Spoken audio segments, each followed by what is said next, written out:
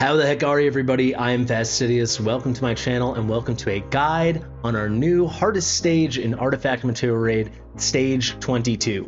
This is where the vast majority of players I think are going to be farming in Artifact Material Raid once they've beaten 21 and 22, because this is where you get your Wisdom Meteorite, the materials needed to forge artifacts specific to platform units, so healers, marksmen, and mages, and also to get a small chance, but a chance to get their exclusive artifacts, namely Hex, Silas, all these really juicy ones people are going to target.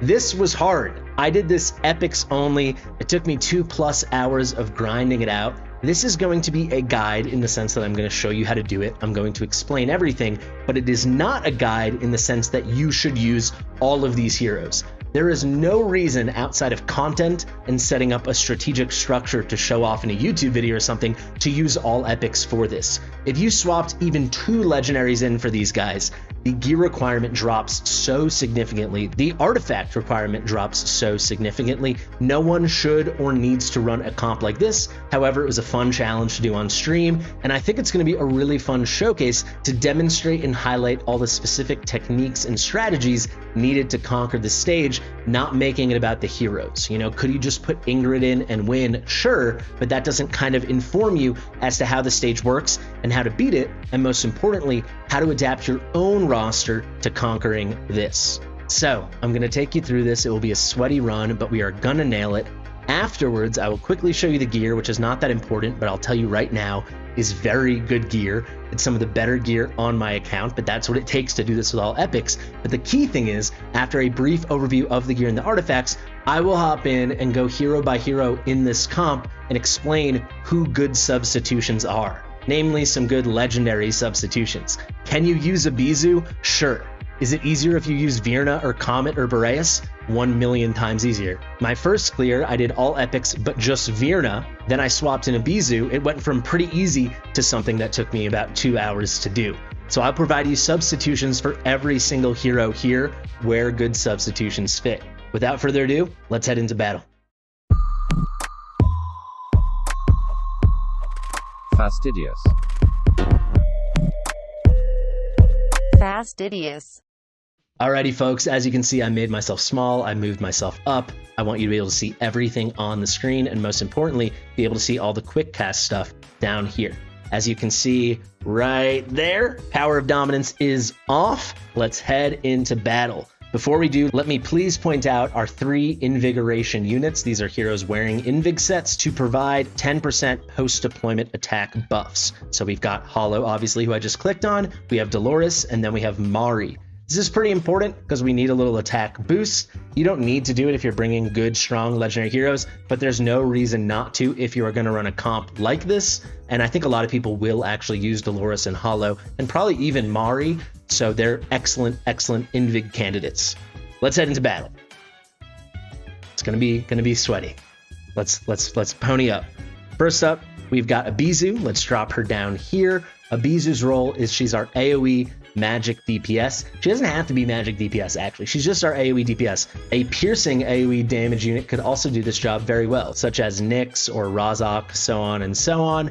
The key thing is that this is a platform AoE unit. I've chosen a Bezo. She was a free shard summoning event a while ago, and she's a very strong unit. Right out of the gate, I will tell you, if you have Iona, she would work even better.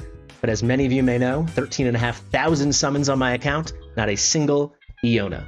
Okay, so we place her there. Now let's get our Invig hero. So we're gonna get Dolores. Dolores this way will be able to buff Bezo with her inspiration, super key. Now let's place Estrid. Estrid is phenomenal. She's so key for AMR 22, but also for AMR 21, kind of the melee stage where you get the Titan Forge materials. That guide will come out later today or tomorrow, most likely tomorrow. And you might be thinking, she's super rare, I've never pulled Estrid. Well, huge thing, this Kagiri event shop this coming week literally has Estrid for free in it. You can use the event currency to guarantee yourself a copy of Estrid. She is an extremely high-end DPS, not even just for an epic, just in general, and her defense break is phenomenal. So there goes Estrid, and now we're gonna get Hollow. So these are our 2 main DPS for the bottom, which is kind of where a lot of the craziness happens. And as you can see, a Bezo, she has Invigoration now from Dolores, and Estrid has it from Hollow. Let's let this thing go. We wait. When we get to 25 costs, we are going to deploy Greed, and then I will have to pause it again to explain. So Greed's key thing here, if you're going to use Greed in this way, instead of someone like Mari, the reason I'm choosing Greed for this key spot, even though we will use Mari a little bit here and there, is because he also provides DPS. If you choose to use Greed, though, to make sure he's reliable on his slows that you're going to see featured here, you kind of need to have him A5. So he's a great Soulstone candidate, super duper strong, very key for what we're going to try to accomplish here. Let's wait. Throw this on 1x. Now we're going to focus on a Bizu here. We're going to wait for her to get out 3 hits. 1, 2, and then right when she starts doing 3, now we trigger Dolores, then Estrid, then Hollow, just right down the line. Now you're going to see Greed, just because of his A5, he did the 2 effects of his ult. He either does a burn, a big AoE DPS burn, or he does a slow. If you have him A5, he does both of them every time concurrently. It's not an either or. This is essential for this strategy. So you'll see, we're going away at them. We stopped ulting with the Bizu, but Greed right now will hit another slow, and that should definitely give our Estrid enough time to pick off the rest. I hope so, at least. Looks pretty good. Let's see. There we go. All right, so now we're going to place Raiden here. Then we're going to have these big scary guys with like the hook arms or whatever. They come out from over here, and then some other random mobs. It's going to be Raiden's job. I know I said I'd do all the substitutions at the end, but Raiden is terrible for this. It's just, I needed an epic to do it, and he's an epic that can do it.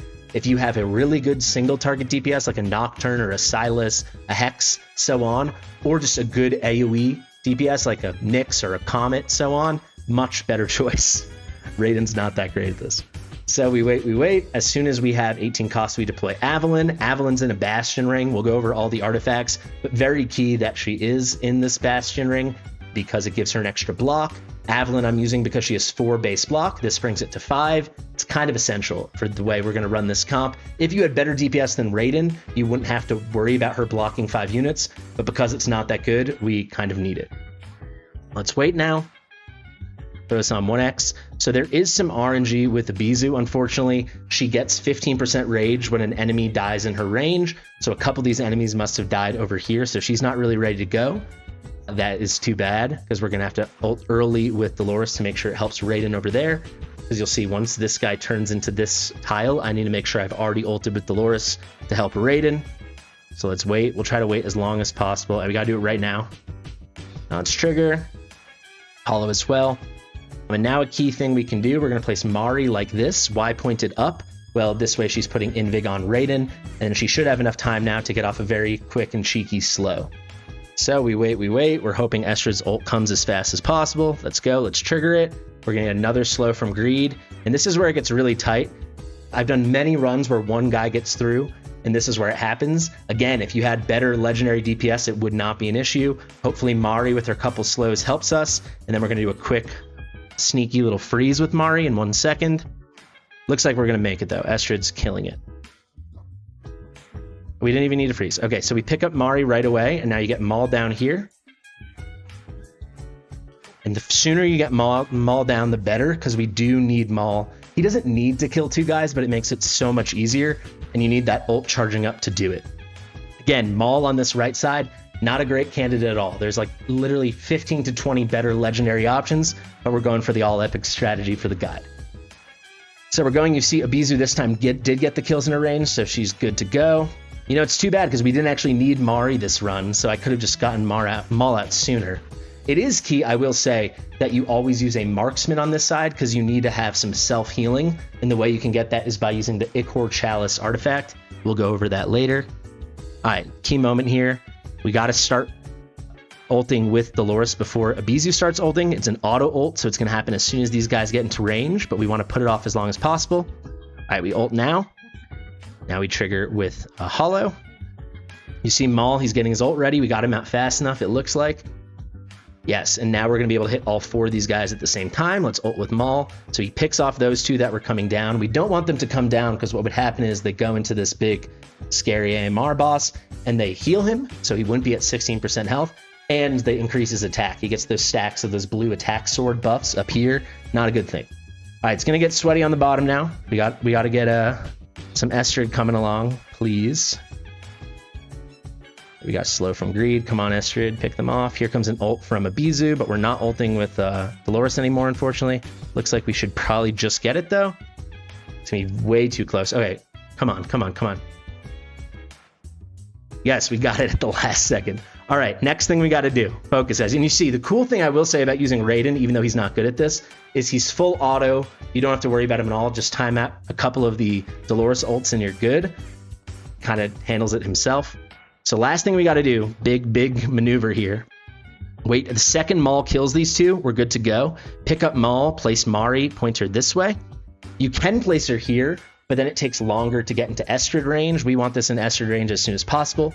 Now we'll trigger Dolores, we trigger Hollow, and we should be good to go. Let's throw it on 2x. We got some magic res reduction, we've got some vulnerabilities from Mari, we've got some slows. We wait. Trigger with Mari, and we killed it. If it was getting a little that he had progressed a little closer to the portal, what you can do is pick up Mari and then place, you saw I brought a Solda. We didn't end up using her, but you can drop her on that square right under Estrid, and then he'll have to block her, and it will buy you enough time to get the kill. But this time we did not need to do it. I actually beat it on my first try after the stream. That feels very, very good. So let me quickly take you down the list very quickly. I'm being sincere here. I'm going to show you the gear, but you do not, I promise you, hand to God, you do not need gear at this level to beat this. You do not need artifacts at this level to beat this. However, to do it with all epics the way you just saw me do it, you do. When I make a guide like this, an epics only guide, because I know the comments are going to say, but the gear's so good. The gear does not need to be so good if you go like this. It's as simple as that. The gear does not need to be good if you go like this. The gear does not need to be as good if you go like, where's Silas? Oh my God. Or Hex, like this. All of a sudden, my gear requirement plummets because this DPS is going to be out of this world. You know, but we chose to do a nice challenging bare bones strat so I could take you through all the comps and all those options. So that's why the gear is going to be so freaking good, which I should say, it's not like my gear on my account is so amazing, but compared to the average account, it is. Let's just go down the line. Let's start with Raiden. He's in a lot of Ancients. He's in some Soulbound Arcana. The key thing here is getting the attack really high. The reason I have to use such good gear also, not just because the kits aren't as good on epics, is they all have very low base attack. So to make this work, I had to go very high on all my attack stats, and then get attack sets with Warlord on the side. Here are total stats if you want to see. So you'll be able to recreate these stats very comfortably using a legendary hero with far less gear because they have such better base stats. We go to the artifact, he's in a maxed out tier of Twilight. That is super helpful. You do not need to run a mage here. You easily could run a Hex, like I said, and he could be in a base level Spirit Siphon. You'd be off to the races, or he could be in an epic artifact, right? He could be in Idril's Gaze. You'd be fine. Let's keep going. Let's do Greed now. Greed, for him, you can see no crazy top tier gear, none of the tier 2 or tier 3 gear. But the key thing here is I wanted a little bit of DPS and then a lot of attack speed and rage regen. Here's attack speed with rage regen and DPS. Here's rage regen attack speed, and then attack speed. You get the picture. He is not in Dolores range, so the DPS is not so high. I think a lot of you probably will still use Greed or Mari. Those are epics that are very viable for this. So if you choose to use him outside of Dolores range, I found for him to do anything at all, he's not doing much DPS. You need at least like 11k attack. And then I got his attack speed super high. I got his rage regen pretty good too. For an artifact, I did tier Twilight. That's just because we needed a little extra DPS from him. If we didn't need the DPS, just throw on a Nightmare Samsara. You are good to go. Hollow, pretty simple. It's like a guild boss build. Instead of a rage regen ring, I did an attack bonus ring. But aside from that, you want attack high, you want attack speed high, you want rage regen high. That's what we did with those two Salvation Ancients as well. And here you can see 14k attack. She's fast, and she's got a lot of rage regen, 76%. For artifact, we did a max out Golden Scarab. You get away with a lot worse. Also, if you choose to use like Eloin or something, it's harder to make the range work, but she can do it. Then you get way more rage than you would need. With Hollow, it's kind of tight, but it does obviously work. The Bezu's in a very strong build. You see the pattern here. Lots of Soulbound Arcana sets. Here are the stats. That's really what you need to focus on. If and when you guys use your good, amazing legendary heroes, it's less about these sets and more about matching my stats. If you don't have these sets, go for higher stats, obviously, but then you don't need the sets. So you're kind of cruising. For artifact, again, tier of Twilight. I had to cook. Let's keep going. Dolores, typical Dolores build. Invig, attack bonus, flat attack. Attack bonus, flat attack. Attack bonus, you get it. She's in a max out Golden Scarab. My attack is very high. It's a nice Dolores build. You could, again, get away with a far worse Dolores build if you brought better units. Moving right along, Isolde was not used, but I did have her just ready to go in a Guardian set if we did need to drop her down. Soulbound Arcana again, same story with Estrid. Amazing thing about Estrid, and a lot of you guys are about to get her for free from the event shop. She has very high base attack, the highest base attack of any epic in the game. That still being said, way lower than a huge number of legendary heroes, but that does allow you to build her super strong. Over 19,000 attack on an epic is pretty darn crazy. We got a nice build on her here. I ran her in a Lunacy Visor, but in hindsight, totally could have run her in like a Wailing Skull, or even just go for some double hitters for some defense break. We could have got her in a Watchguard's Ambition. Almost done now. Avalyn, she's just in a Guardian set. Tanky stuff. That's all that matters. You can see we got HP. She got very high base HP, so we got it up to 115k. We could have gone away with a little less, but we kind of needed it because she doesn't have very high base defense, so we only got that to about 6,600. For the artifact, of course, we did a Bastion Ring. That is required. It's not required that it's promo 5, but it is required unless you've got amazing DPS like you're using Silas or maybe Hex with his exclusive or a really well-built Nocturne. You're gonna need her in a Bastion Ring, or you're gonna need whatever tank you use there in a Bastion Ring. You need that extra block. The promo 5 is nice, but it's not needed. It's the same thing. You still get the extra block at promo 1. For Mari, we wanted her super speed and an Invig. Those are the only stats I looked for. So we got a big speed roll here, attack speed main stat with some rage regen, and we've got attack speed again, a little bit of tankiness so she couldn't get one shot.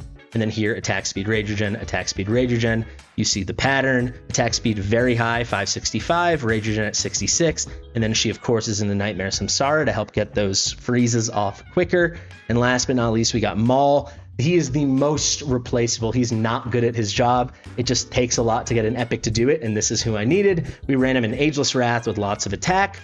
Then we got some Warlord. He has no buffing or anything over there, so we needed that attack high. He has tremendously low base attack at 3,053, but we did get it up to over 14,500, so I feel good about that. We got him pretty fast too. And then for the artifact, we have to go Ichor Chalice. Again, if and when you run a good legendary hero, you do not need this promo 5, but you do need this artifact. And this artifact is for free every single week in the guild shop for 1,600 guild coins. This allows your hero to heal themselves up. There's no other healing you can use over there unless you want to bring another healer to deploy. It's not a good idea. So just bring a marksman and put him in an Ichor Chalice. So let's go through now and let's discuss good substitutions for all of these units, starting with Raiden. Literally any good DPS is better. Any good legendary DPS. So I'm not going to say every single one, but if we're talking mages, Boreas would be way better, Comet would be way better, Nocturne would be way better, Seraphina would be way better, Glacius, those are all better options than him. This is just you need some good DPS pointing up to handle the enemies coming down from the top left. For marksmen, there are even better options. You could do Calypso. The best options would be Hex with his exclusive or Silas. You could do Yovar. It's a crazy long list. You could do Praetus. I mean, if you want to get into crazy heroes, so many heroes can replace him for that top left job. It's not that hard, but we needed some random epic to do it.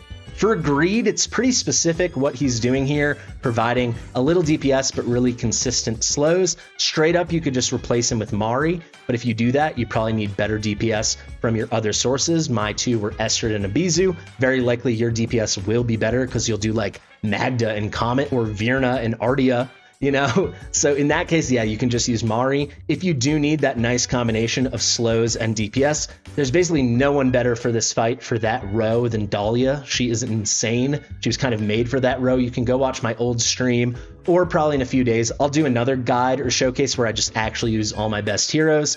But Dahlia, amazing substitution. Otherwise, just use Mari and bring better DPS elsewhere.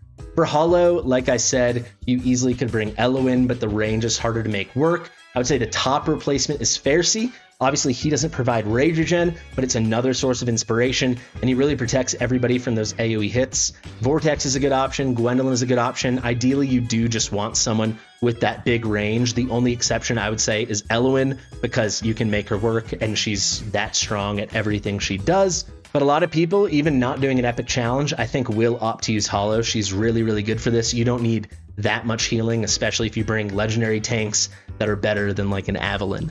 So moving right along to Abizu, any AoE DPS that's on a platform. Simple as that. So Comet, Boreas, Virna, Anora, These are all fantastic options. Nyx can work, Razak can work. It goes on and on and on. Abizu is absolutely fine, but if we're just talking epics, Iona probably would have been even better because she has a manual ult and she's also bringing another source of slows. But for straight DPS, Abizu is pretty good for this, but she does not shine in this fight the way she does in Gear Aid 1, where she can keep killing people over and over and over, and you can take advantage of this talent for some ult spamming. She's good, but she's not that crazy. There are so many better options. Any legendary AoE platform DPS that doesn't suck. So like not Zealous, not Korea, but everybody else, you're good to go. You're off to the races. Next up, we've got Dolores. You can use Constance where I had Estrid, and then where Dolores was, you can put another DPS, so another platform DPS. So you can just run Boreas and Comet next to each other or something, or whomever you have.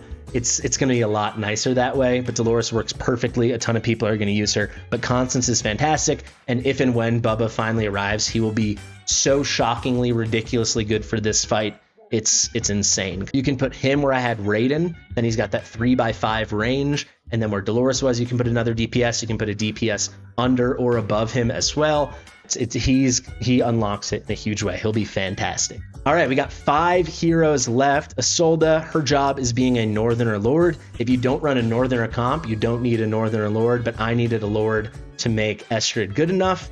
So if you're opting for a melee DPS like I did, and you're going to use Estrid or maybe use Ardia or Valkyra, then Isolde is a great choice. Dagna is a rare hero that obviously works as well. Not as good a Lord, but still works, and she's free. And then if you happen to have King Hearts or Elder, they would both be even better. They just would be better Lords. Now we've got Estrid. Estrid is the melee DPS. She's going to be like the 3rd best at this in the entire game. I actually think she's better in some ways than Ardia, not in terms of DPS, but just because of the way her range expands during her ultimate. That's really nice. Ardia is still restricted to that line. That being said, though, Ardia is just so ridiculous, she'll still be better. But number 1 by a mile is Magda. I will put out content with it if you guys need. I did stream this 2 months ago on Forerunner. You can watch then. Magda is a crazy delete button, plus she's providing damage increase to everyone else in the range. She is unmatched at how good she is for this. But Estrid is a very good epic version of it, and like I said, you're all getting her for free during this Kagiri event if you do choose to use your epic event currency on it. Evelyn, she's great because the extra block, but she's a pretty terrible tank. Any tank would do, but like I said, there are times you might need a block 5 units if your DPS isn't good enough, like mine was not good enough. If it is good enough and you want an epic, there's going to be no one better than Olog. He is totally free. After that, like any legendary, if you wanted a legendary with some DPS as well, Gon or Reeve would be the best options. I should also mention that for the melee DPS role, we just talked about Estrid fulfilling. Reeve can do that. Captain Reeve can do that as well, and he provides stuns. He's really, really good, but obviously he's not a very accessible hero if you've missed his banners. But for epics, Olog would be the best tank for this. Afterwards, if you just want straight tankage, Brokir or Regulus, any of your typical tanks will work totally fine. Moving right along, we got Mari. What Mari's doing is pretty specific, and she's free. You get her on day 3. No reason not to use her if you need a ton of slows. She's got AoE slows, which come through in a big way. If you've got A5 Greed, he can do what she does, but she's also bringing the vulnerabilities. If you choose to do a strategy like mine and follow my guide, and you need extra slows and vulnerabilities, definitely just bring Mari. We don't need substitutions for her. And then finally, Maul. This one is easy. Literally any legendary marksman that has any kind of multi-target, burst, or just hits really hard. Let's head into the gallery. I'll take you through all of these. So Hotsit obviously would be completely and utterly goated for this. Calypso would not be as good as Maul. She wouldn't do such a good job. Nyx would be fantastic. Silas would be fantastic. Setram actually wouldn't work well because if you ult with him, you'd be risking that breakdown state. But if you could time it out, he could work. Cratch can work if you have him A5. Otherwise, I don't really see him working. Sargok actually would not work because his kit causes him to lose so much HP that he'll eventually get wiped out by the boss before he can heal himself back up. Hex would be perfect. Kai actually probably would work. Pelagios would be perfect. If you ever get Lady Alex, she'd be fantastic. Totally free option. Micah is great at this, especially if you have her skilled up. But even without skill up, she'll work. She's a free permanent fusion, and she'll do a very good job. Yovar would be unbelievable. Razak would work, but it'd be similar to like what was going on with Maul. This chick over here, she wouldn't do such a good job.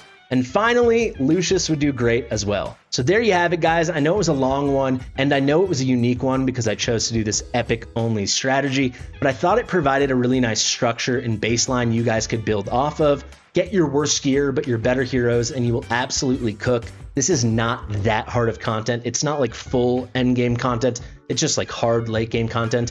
I promise, follow my guide, check out some guides of other content creators if you need, and you will do fantastic. If you like this kind of content, it takes a long time. I streamed for 4 hours, and now I've been filming another hour. If you want to show your appreciation, there is no better way to do so than giving a thumbs up, subscribing to the channel, and hitting that notification bell. Let me know what you think in the comments. Of course, share with your mother. I've been Fastidious, and I'll see you real soon. Bye.